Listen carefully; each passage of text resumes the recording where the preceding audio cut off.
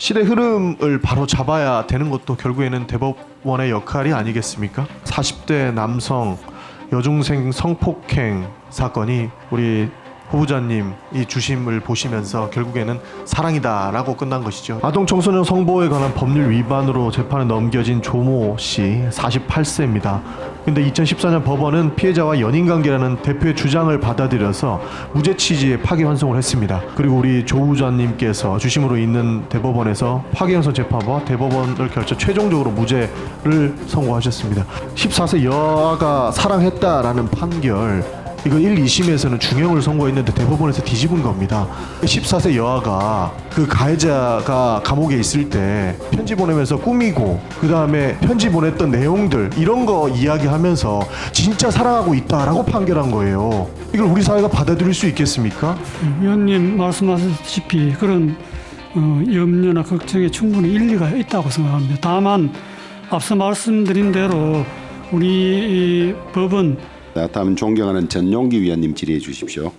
네, 후보자님께서는 굉장히 인품도 훌륭하고 조금 전에 전 주원님 말씀 주신 것처럼 국회에서도 가장 많은 득표를 얻어서 대법관에 되셨습니다. 그리고 뭐 말씀해 주신 것처럼 진보적 판결에 대해서 가장 많이 했다라고 본인께서도 말씀 주셨는데 저는 그 대법원 판결에 대해서 아주 아쉬운 부분이 좀 몇 가지 있는 것을 짚어 넘어가려고 합니다.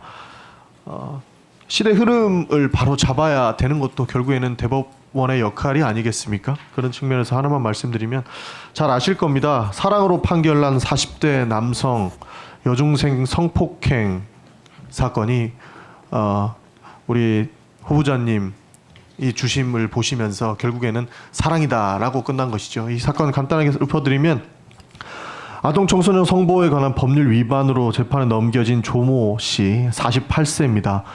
거기에 무죄를 선고한 원심을 확정했다고 나옵니다. 1심, 2심 재판부는 성폭행 혐의를 적용해서 중형을 선고했죠. 1심에서는 징역 12년, 2심에서는 9년을 받았습니다. 근데 2014년 법원은 피해자와 연인관계라는 대표의 주장을 받아들여서 연예기획사의 대표의 주장을 받아들여서 무죄 취지의 파기환송을 했습니다. 그리고 우리 조 후보자님께서 있는 주심으로 있는 대법원에서 파기환송 재판과 대법원을 결정 최종적으로 무죄를 선고하셨습니다.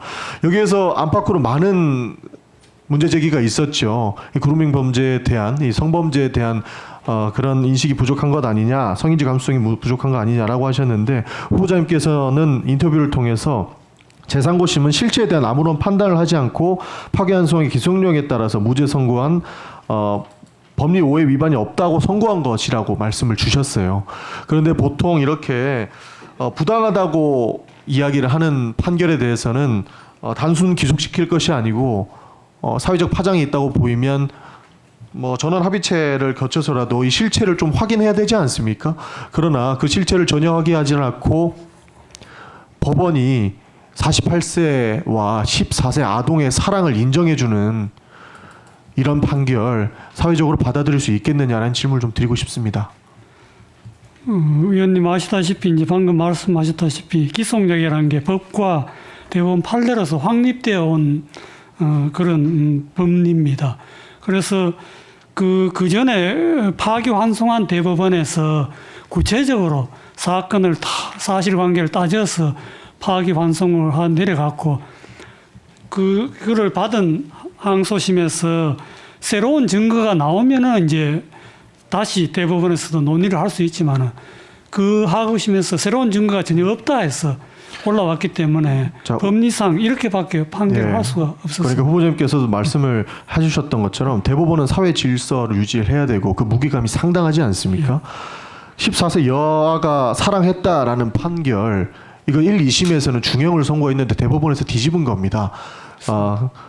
사실 이 사회에 지대한 영향을 미치는 대법원에서 이 판결을 했다고, 그리고 파기환송심에서 다시 올라오면 결국에는 전원합의체를 통해서 사회적 파장성과 그 파급력, 영향력을 충분히 고려할 수 있음에도 불구하고 그 정도의 노력도 하지 않았다라는 것에 대해서 질문을 드리는 거죠. 사실 이 대법원에서 판결문 앞서서 우리 3심이죠. 그러니까 대법원에서 판결했던 문을 보면 되게 디테일하게 나와 있기는 합니다. 후보자님께서 말씀해 주신 것처럼.